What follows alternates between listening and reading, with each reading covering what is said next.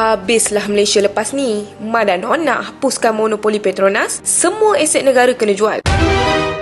Inilah taktik pembangkang. Bila tiada isu, mereka cipta naratif palsu. Terbaru, mereka gunakan nama Petronas untuk menakutkan rakyat. Kononnya, Datuk Seri Rafizi Ramli, Menteri Hal Ehwal Ekonomi, nak pecahkan monopoli gas demi kroni dan keuntungan kerajaan Madani. Malah ada yang samakan dengan isu bernas. Kononnya, kroni bakal kaut untung atas nama reformasi.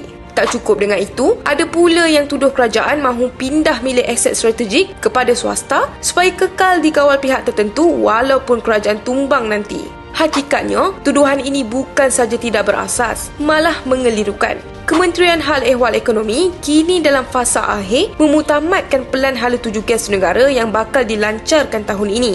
Ia bukan untuk memangsakan Petronas tetapi bagi mengukuhkan industri tenaga negara dan kurangkan kebergantungan penuh kepada Petronas sebagai satu-satunya pengimport tunggal gas asli cecair LNG. Untuk makluman, ketika ini mana-mana syarikat sebenarnya dibenarkan mengimport LNG dan menjualnya ke pasaran tempatan. Walaupun kemudahan regasifikasi dan paip gas dimiliki Petronas, sistem third party access telah diwujudkan bagi membolehkan syarikat lain turut serta asalkan mereka membayar yuran penggunaan infrastruktur tersebut.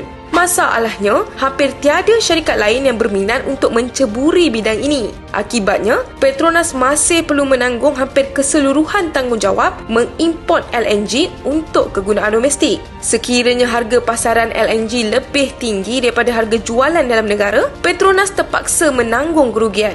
Oleh itu, pelan ini diperkenalkan bagi menggalakkan penyertaan lebih banyak syarikat demi merancangkan rantaian nilai gas domestik. Sebenarnya, apabila lebih banyak syarikat menceburi perdagangan gas dan mengimport LNG untuk dibekalkan, kedudukan Petronas dan negara adalah lebih baik dari beberapa sudut. Antaranya, Petronas dapat menjana pendapatan tambahan melalui caj infrastruktur. Risiko kerugian Petronas berkurang kerana tidak lagi ditanggung sepenuhnya. Bekalan gas lebih terjamin dengan penyertaan lebih ramai pemain dan pelaburan baru dalam industri hiliran gas dapat dipertingkatkan.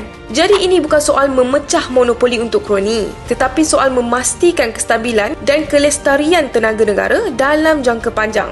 Dalam konteks Semenanjung Malaysia, pengeluaran gas semakin berkurang tetapi keperluan terhadap LNG semakin meningkat. Jika ia tidak dirancang dari sekarang, negara akan berdepan risiko tenaga yang jauh lebih besar di masa depan. Kritikan itu sebenarnya dibenarkan. Perbezaan pandangan juga wajar diraikan. Namun menambah fitnah dan menimbulkan ketakutan berdasarkan naratif palsu bukanlah jalan yang bertanggungjawab. Reformasi dasar tenaga negara perlu dinilai berdasarkan fakta, bukan persepsi politik semata-mata.